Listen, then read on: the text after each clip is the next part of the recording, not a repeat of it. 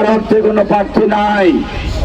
আন্দোলন সংগ্রামের সাথে জড়িত ছিল, এ ধরনের কোনো প্রার্থী নাই।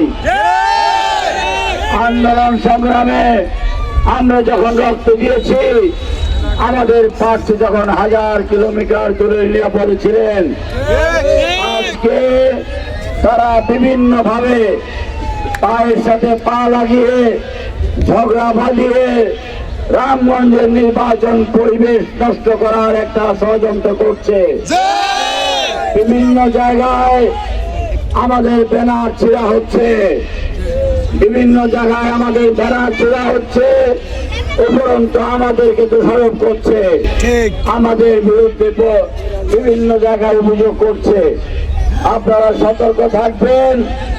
আপনারা সতর্ক থেকে আপনারা শান্তভাবে, আপনারা বিনয়ী হয়ে আপনারা ভোট চাইবেন।